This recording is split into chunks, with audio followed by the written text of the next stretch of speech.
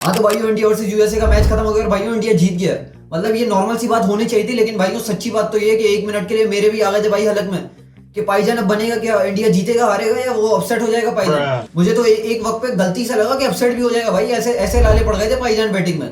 मतलब वही पाकिस्तान वाला हाल हुआ था पाकिस्तान के साथ 2024 में, पता है ना आपको मतलब कैसी हरकत की थी यूएसए ने। पहले ही मैच में मजे ले लिए थे भाई, पहले ही मैच में हरा दिया था पाकिस्तान को, और उसके बाद भाई जो उनकी ली जाइए मतलब अभी तक ली जा रही है उनकी। तो भाइयों इंडिया पे ठीक नहीं लगता ना, मतलब यूएसए से हार जाते। मतलब एक टाइम पे ऐसा लग रहा था पाईजान, लेकिन मुझे थोड़ा फिर भी बिलीव था अपनी बॉलिंग पे, इंडियन बॉलिंग पे वीआईपी करेगी काम, मुझे ऐसा मसला नहीं लग रहा था बॉलिंग में। लेकिन जहां तक बैटिंग की बात है पाईजान, ये हो क्या रहा था, मतलब मैं फुल कॉन्फिडेंस से गया हूँ। आईसीसी ने 300 प्लस का अलर्ट दिया हुआ है कि 300 प्लस हो सकता है इस मैच में। पाकिस्तान वाले में अलर्ट दिया हुआ था अपसेट हो सकता है, उसमें लग रहा था। लेकिन जानी मुझे ये नहीं पता था इंडिया वाले में भी अपसेट अलर्ट होना चाहिए था। मुझे लगा इंडिया चलो 300 नहीं 250 तो करेगा कम से कम। लेकिन पाईजान बैटिंग में पता नहीं क्या हो रहा था, ऐसा लग रहा था पाईजान तू चल मैं आया, ये ऐसा लग रहा था बाहर जाने पे कोई स्कीम लगी हुई थी जानी कि जो पहले पवेलियन पहुंचेगा उसको जीजी भाई कुछ देंगे। नहीं नहीं वो गलत चीजों की बात, मतलब कोई मेडल वेडल देंगे। तो मुझे लग रहा है ऐसी कोई स्कीम लगाई थी इंडियन टीम ने, क्योंकि जैनी एक आ रहा था दूसरा जा रहा था, ये सीन हो रहा था। मतलब मेरा ईशान गया, मेरे ईशान से पहले अभिषेक चला गया, फिर ईशान गया, फिर तिलक गया, फिर जानी तिलक गया तो रिंकू आया, रिंकू भी चला गया, रिंकू के बाद दुबे आया, दुबे भी चला गया। फिर मैंने बोला चलो कोई मसला नहीं, पाईजान अभी अपने अपने आएंगे गोटेड ऑलराउंडर। उन गोटेड ऑलराउंडर मेरे पांड्या जी ने चौका तो वीआईपी मारा, बहुत ही आउटक्लास मारा, लेकिन पाईजान फिर उन्होंने विकेट दे दी। फिर मैंने सोचा जानी अब कौन बचा है। देखिए बिलीव मेरे पे उस वक्त भी था, मुझे बिलीव इंडियन टीम पे, क्योंकि देखिए मैं थोड़ी पुरानी सोच लेके चल रहा था। मैंने बोला मेन हिटर तो अभी यूएसए ने देखी ही नहीं है, मेरे राणा जी मतलब पैड करके बैठे होंगे, मैं तो ये सोच रहा था। फिर बाद में याद आया कि राणा जी अब नहीं रहे, मतलब वर्ल्ड कप में नहीं रहे पाईजान, वर्ल्ड कप स्क्वाड में इंजरी हो गई है उनको। तो फिर मुझे समझ नहीं आई, मैंने बोला क्या होगा। फिर मुझे याद आया डीएसपी भी तो पड़ा हुआ पाईजान, लेकिन डीएसपी की जरूरत नहीं पड़ी पाईजान, क्योंकि सूर्या भाई देखो खड़े रहे। सूर्या भाई ने बता दिया T20 का राजा मैं ही हूँ भाई हूँ, ये फेक लिंक पिंग किंग कुछ नहीं है भाई हूँ, मैं ही हूँ जो हूँ। मतलब क्या मारा है क्या मारा है, और सूर्या भाई को उसमें पूरा क्रेडिट नहीं आता। मेरे हिसाब से 90% क्रेडिट जो है ना, वो जो सौरभ भाई ने इनिंग खेल दिया ना भाई बॉलिंग के अंदर, आउट क्लास बॉलिंग भाई, क्या ही बॉलिंग में नॉक खेल दिया भाई, 60 की नॉक खेली, आउटस्टैंडिंग नॉक खेली है। और मेरे हिसाब से टोन सेट कर दिया दूसरी टीम के लिए सौरभ भाई ने। मतलब भाई वो सौरभ नत्रवलकर भाई अपने यूएसए के बॉलर, वो मतलब ऐसी बॉलिंग कर रहे थे 120 भी मुश्किल से हो रहा था उनसे, इतनी स्लो बॉलिंग, उसमें भी कटर मार रहा है पाईजान। मतलब सूर्या लेट लेट के चौके चक्के मार रहा था, उसको वेट करना पड़ा था, जानी बॉल कब आएगी मुझे बता दे, उसको ये पूछना पड़ा था पाईजान, इतनी स्लो आ रही थी। मतलब मुझे पता लगा कि जानी वो सौरभ भाई ओरेकल में जॉब करते थे, तो मैंने बोला ओरेकल में इंजीनियर है, साथ साथ वर्ल्ड कप भी खेल लिया, लेकिन पिछला वाला वर्ल्ड कप अच्छा खेला था। लेकिन अब ऐसा लग रहा है पाईजान वो वर्ल्ड कप खेलने के बाद दोबारा ओरेकल गए और वर्ल्ड कप बॉल भी नहीं पकड़ी भाई बीच में, और उसके बाद डायरेक्ट बॉल करने आ गए। मतलब रनअप भी बहुत छोटा, रिदम भी नहीं, पता नहीं अजीब ही कोई बॉलिंग कर रहा था भाई, इतनी स्लो बॉलिंग। मतलब पहले बहुत अच्छी थी, 24 में अच्छी खासी बॉलिंग की यूएसए में, लेकिन भाई वो जैसे ही यहाँ पे आए मतलब बिल्कुल ही अजीब अलग बॉलर लग रहे हैं भाई, ना पेस आ रहा है ना सीम स्विंग, कुछ भी नहीं हो रहा भाई, स्लो कटर्स खड़े आ रहे थे, सिर्फ स्लो कटर्स। हाँ पिच पे रुक के आ रहा है बॉल, लेकिन भाई इतने स्लो कटर। मतलब सही है मीडियम पेसर वो जो है यूएसए का, उसको हेल्प मिली है, लेकिन भाई उसने लेंथ वेरी की है।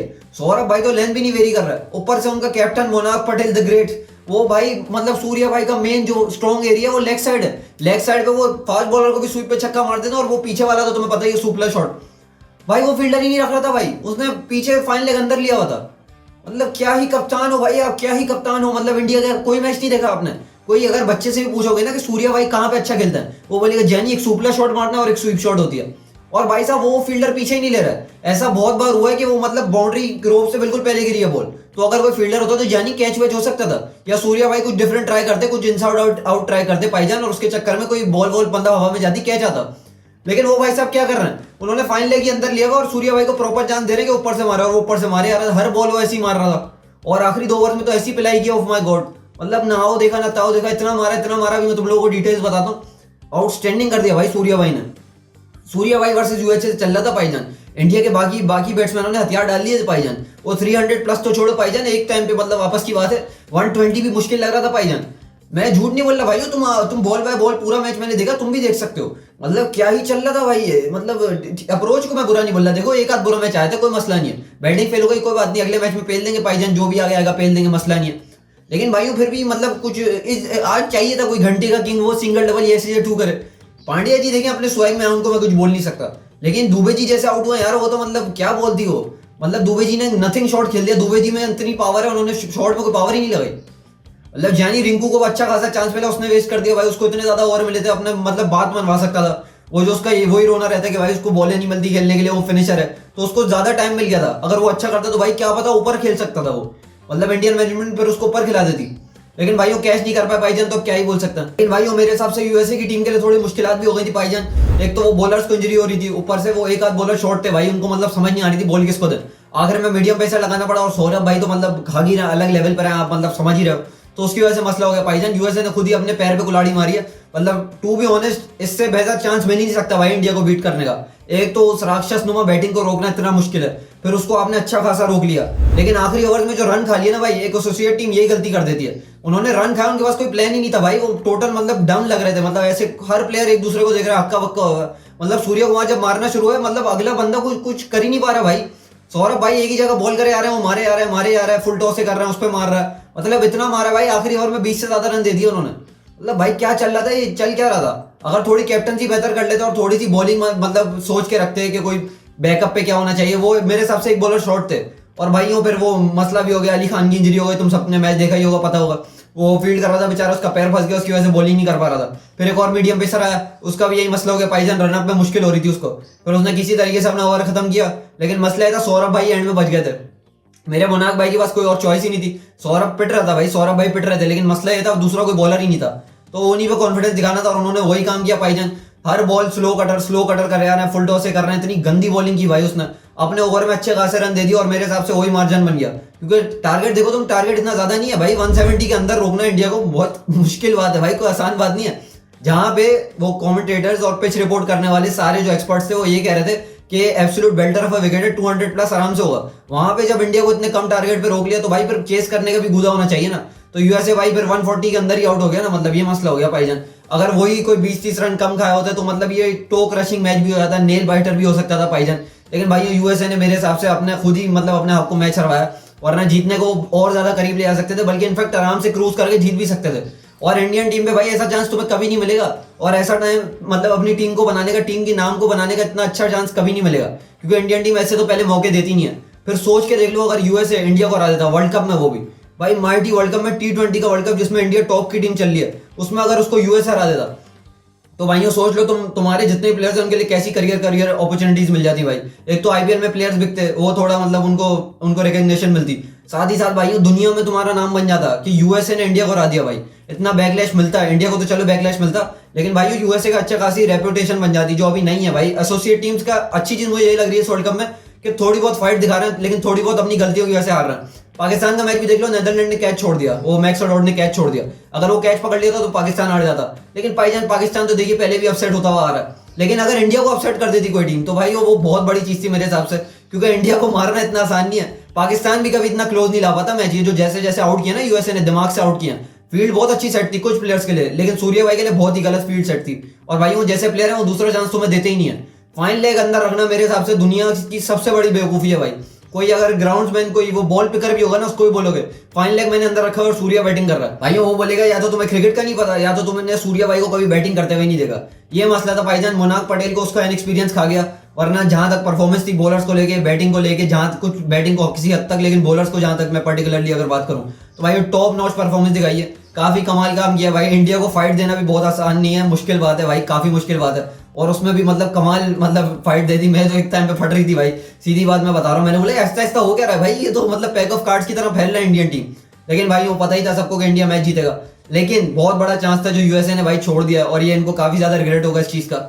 ये मैच पकड़ा जा सकता था भाई, एंड तक पकड़ा जा सकता था। एक बंदे को स्टेप अप करने की जरूरत थी, और वहां पे भाई एसोसिएट टीम और इंटरनेशनल टीम का फर्क नजर आया था। इंटरनेशनल टीम में इसके बजाय कि मतलब वो विकेट्स गिरे आ रही हैं, सूर्य भाई काम रहे, आखिर में जैसे फिनिश करना था वैसे फिनिश किया, और यूएसए वहीं पे मार खा गया। तो भाई यही फर्क रहता है एसोसिएट टीम में, वो पैनिक कर जाती है। वहीं पे एक इंटरनेशनल टीम के पास मतलब प्लान होता है, प्रॉपर प्लान से लेके चीजें चलता है। देखो टैलेंट उनके पास भी, उन्होंने दिखा दिया। भले इंडिया के भी 2-3 प्लेयर हैं पाकिस्तानी, अली खान जो है वो पाकिस्तानी है, तो ये सारे मिक्स हो गए। टैलेंट जो है भाई सब कॉन्टिनेंट का ही टैलेंट है।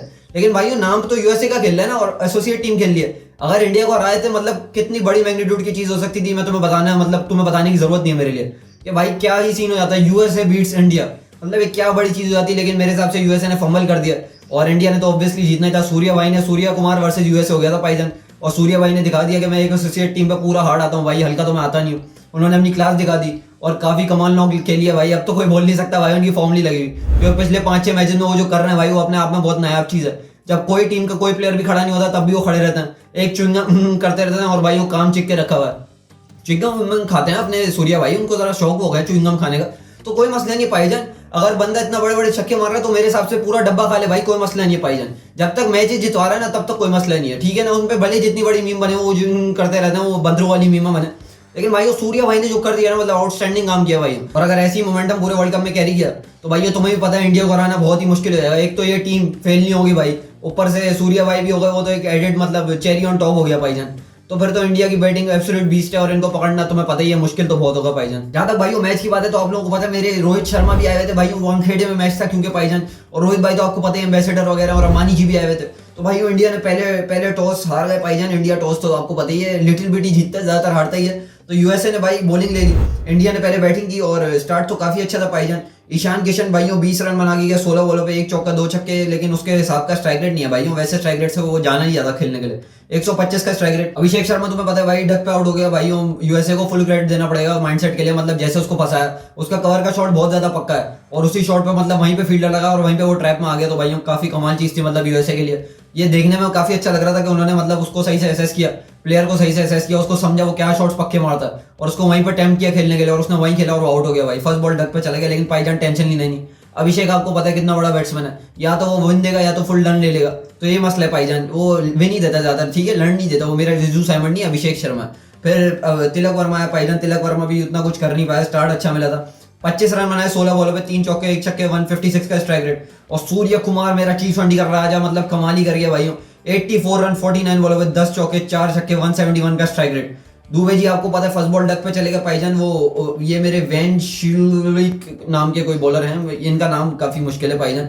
तो इन्होंने मतलब फंसा लिया था उसको ट्रैप में, स्लोअर बम्पर की थी, उस पर पुल शॉट मारने के लिए गया, लेकिन वो पुल शॉट कुछ था ही नहीं, नथिंग शॉट था और पॉइंट के फील्डर ने कैच कर लिया। और ये मेरे भाई वैन शिल्विक भाई ने ये जो बॉलिंग की है भाई, आउटस्टैंडिंग बॉलिंग की थी, मतलब बम्पर की मेरे दुबे जी को। और दुबे जी मतलब नथिंग शॉट ही खेला था भाइयों, मतलब वो फील्डर पास ही था और कैच पकड़ लिया उसने, मिडिल भी नहीं हुआ, अजीब ही शॉट खेल दिया, हवा में उड़ गया, बस ज्यादा कुछ किया नहीं। फिर भाइयों मेरे रिंकू जी, यार रिंकू जी पता नहीं क्या करके भाई 6 रन बनाए 14 बॉलों पे, 42 का स्ट्राइक रेट। मतलब ये चीजें तो मैं एसोसिएट नहीं करते रिंकू सिंह के साथ, काफी घटिया ही नॉक कह सकता हूँ भाई इसको।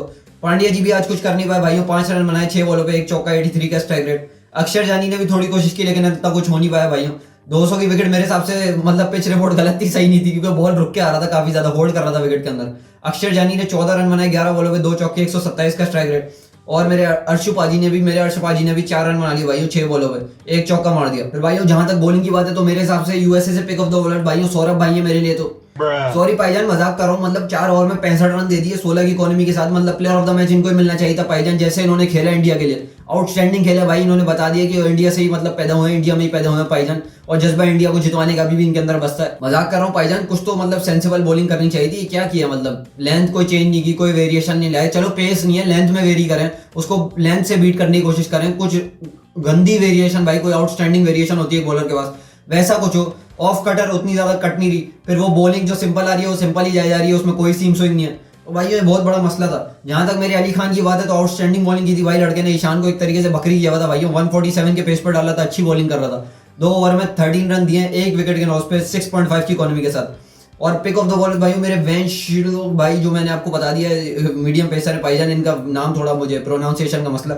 4 ओवर में 25 रन दिए भाई, 4 विकेट ले लिए 6.25 की इकोनॉमी के साथ, जबकि सबसे तेज बॉलर नहीं थे, लेकिन भाइयों पेस को वेरी कर रहे थे, लाइन को वेरी कर रहे थे, स्मार्टनेस से बॉलिंग कर रहे थे। और भाइयों मतलब दिखा दिया कि इस पिच पे मतलब आपको हारिस टेबियन जैसा पेस नहीं चाहिए, आपको नॉर्मल पेस से भी अगर आप लाइन वेरी करो तो आप बहुत कुछ उगाड़ सकते हो। तो भाई ने बॉलिंग में करके दिखा।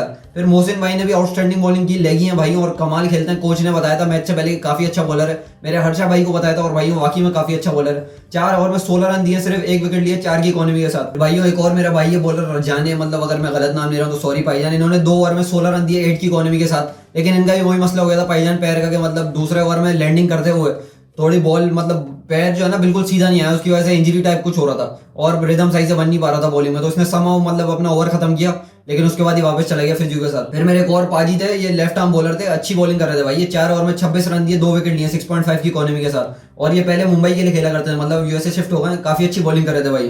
लेकिन फिर यूएसए ने रिप्लाई में टोटल हक दिया भाईजान, स्टार्ट बिल्कुल ही फारिग था। एंडेड गोल्स भाई, मतलब इतना गोल्स नहीं पाए इंडिया के अंदर। 6 रन बनाए 9 बॉलों पे, 1 छक्का, 66 का स्ट्राइक रेट। मुकल्लम मुकम्मल भाई ने भी, सॉरी भाईजान अगर नाम गलत ले रहा हूँ, थोड़े से मुश्किल है भाईजान, 2 रन बनाए 7 बॉलों पे 28 की स्ट्राइक रेट के साथ। फिर कैप्टन जी जमुना पटेल 0 रन बनाए भाइयों 2 बॉलों पे, ज्यादा कुछ कर नहीं पाए कैप्टन जी। फिर मेरे कुमार पाजी ने थोड़ी सी कोशिश की लेकिन इतना कुछ हो नहीं पाया, 34 रन बनाए 34 बॉलों पे, बबरी नॉक रना बॉल खेलिए भाईजान, लेकिन जरूरी थी उस वक्त स्टेबिलिटी देनी थी इनिंग में भाईजान, लेकिन हो नहीं पाया।